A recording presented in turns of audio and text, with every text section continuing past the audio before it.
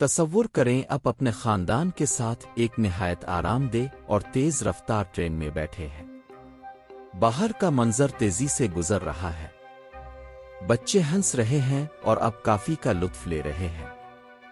اچانک آپ کے پاؤں کے نیچے سے لوہے کا ایک لمبا اور دھاردار ٹکڑا فرش کو چیرتا ہوا باہر نکل آتا ہے، بالکل آپ کی سیٹ کے درمیان۔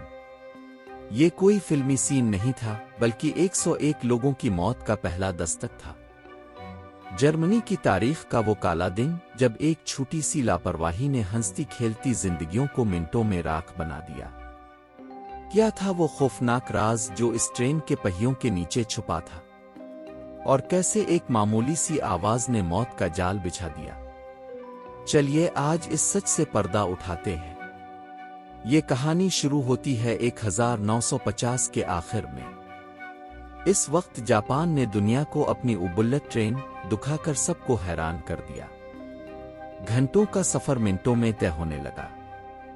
جاپان کی یہ کامیابی دیکھ کر یورپ کے ممالک بھی پیچھے نہیں رہنا چاہتے تھے۔ فرانس اور اٹلی نے اپنے ٹرین سسٹم بہتر کیے، لیکن سب کی نظریں جرمنی پر تھیں۔ جرمنی نے اپنا ایک خاص پروجیکٹ شروع کیا جس کا نام رکھا گیا وہ آئس یعنی انٹرسٹی ایکسپریس۔ یہ ٹرینیں اس وقت کی سب سے جدید ٹرینیں تھیں۔ ان کا ڈیزائن اتنا خوبصورت تھا کہ لگتا تھا جیسے کوئی ہوائی جہاز پٹری پر دوڑ رہا ہو۔ 1980 کے سالوں میں جب یہ ٹرینیں عوام کے سامنے آئیں تو سب کو لگا کہ اب سفر کا انداز بدل جائے گا۔ ان ٹرینوں میں کمپیوٹر لگے تھے، سیٹیں بہت آرام دہ تھیں اور ان کی رفتار 250 کلومیٹر فی گھنٹہ سے بھی زیادہ تھی۔ لیکن یہاں ایک بہت بڑا مسئلہ چھپا ہوا تھا جس کے بارے میں کسی نے سوچا بھی نہ تھا۔ کامیابی کے ہر بڑے سسٹم میں ایک چھوٹی سی کمزوری ضرور ہوتی ہے۔ اس ہائی سپیڈ ٹرین کی کمزوری اس کے پہیے تھے۔ شروع میں ان ٹرینوں کے پہیے فولاد کے ایک ہی ٹکڑے سے بنائے جاتے تھے۔ یہ بہت مضبوط ہوتے تھے، لیکن ان میں ایک مسئلہ تھا۔ جب ٹرین اپنی پوری رفتار یعنی 250 کی اسپیڈ پر چلتی تو ٹرین کے اندر ایک عجیب سی تھرراہٹ وائبریشن محسوس ہوتی۔ خاص طور پر وہ ڈبہ جہاں کھانا ملتا تھا، وہاں میزوں پر رکھے گلاس اور چمچ خود بخود ہلنے لگتے اور شور مچاتے۔ مسافروں نے شکایت کرنا شروع کر دی کہ اتنا مہنگا ٹکٹ لینے کے باوجود سفر پرسکون نہیں ہے۔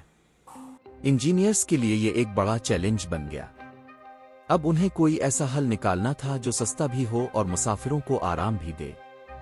لیکن کیا وہ جانتے تھے کہ ان کا نکالا گیا وہ حل وہی سب سے بڑی مصیبت بن جائے گا؟ انجینئرز نے ایک نیا ڈیزائن تیار کیا جسے ریزلنٹ وہیل کہا جاتا ہے۔ اس ڈیزائن میں پہیا ایک نہیں بلکہ دو حصوں پر مشتمل تھا، اندرونی حصہ الگ اور بیرونی حصہ الگ۔ اور سب سے اہم بات، ان دونوں حصوں کے درمیان ربڑ کی ایک موٹی تہ رنگ لگائی گئی تھی۔ ان کا خیال تھا کہ یہ ربڑ ٹرین کی تھرراہٹ کو اپنے اندر جذب کر لے گا اور سفر بالکل خاموش ہو جائے گا۔ یہ آئیڈیا جرمنی کی چھوٹی ٹرینوں یعنی ٹرام میں کامیاب رہا تھا، لیکن ایک بہت بڑی بات نظر انداز کر دی گئی۔ ٹرام صرف 30 کلومیٹر کی رفتار سے چلتی تھی، جبکہ اس بڑی ٹرین کو 250 کی رفتار سے دوڑنا تھا۔ اتنی تیز رفتار پر ربڑ اور لوہے کا ملاپ کتنا خطرناک ہو سکتا ہے، اس کا اندازہ کسی کو نہیں تھا۔ کسی بھی بڑے ٹیسٹ کے بغیر ان پہیوں کو ٹرینوں میں لگا دیا گیا۔ اب ٹرینیں پرسکون تو ہو گئیں، لیکن موت کا کاؤنٹ ڈاؤن شروع ہو چکا تھا۔ حادثہ ہونے سے ایک سال پہلے یعنی 1997 میں ایک ٹرام کمپنی نے جرمن ریلوے کو ایک خط لکھا۔ انہوں نے بتایا کہ ان کے ٹرین کے پہیوں میں چھوٹے چھوٹے کرکس یعنی درر نظر آ رہی ہے۔ یہ ایک بہت بڑا خطرہ تھا، لیکن جرمن ریلوے کے افسران نے اس وارننگ کو مٹی میں ملا دیا۔ انہوں نے سوچا کہ ہماری ٹرینیں تو بالکل ٹھیک چل رہی ہیں۔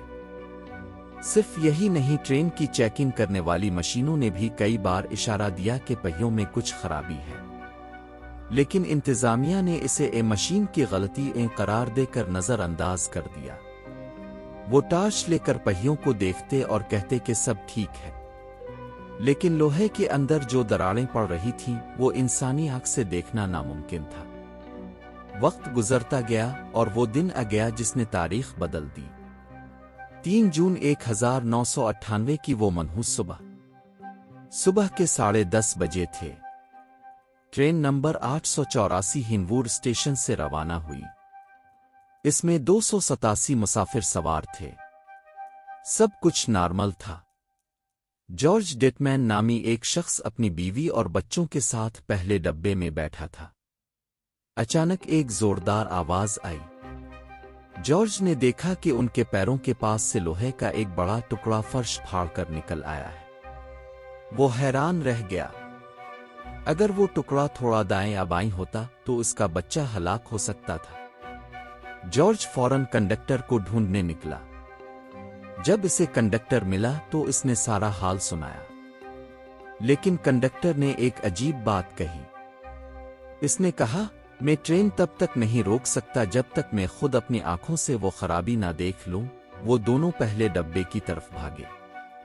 लेकिन ट्रेन 200 की रफ्तार से चल रही थी। वो चंद सेकंड जो कंडक्टर ने ज़ाय किए वही सबसे कीमती थे। जैसे ही ट्रेन एक ऐसे मकाम पर पहुंची जहां पटरी बदलती है, वो नीचे लटकता हुआ लोहे का टुकड़ा पटरी के लीवर से जा टकराया। 1 सेकंड के 1000वीं हिस्से में ट्रेन का रुख बदल गया।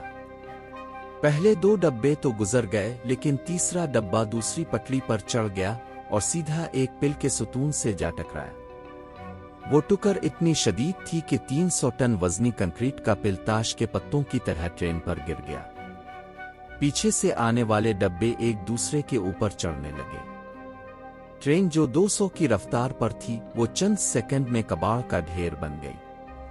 5वां और 6ठा डब्बा तो पिल के नीचे इस तरह दब गया कि उनकी ऊंचाई सिर्फ 6 इंच रह गई। लोग अपनी सीटों में फंस गए थे। खिड़कियां इतनी मजबूत थीं कि वो टूट नहीं रही थीं। चारों तरफ चीख ओ पुकार थी।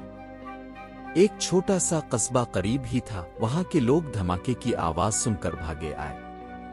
उन्होंने देखा कि ट्रेन किट कर टुकड़े टुकड़े हो चुकी थी। 1000 से ज्यादा रेस्क्यू वर्कर्स वहां पहुंचे। फौजी डॉक्टर्स भी आ गए, लेकिन बहुत देर हो चुकी थी।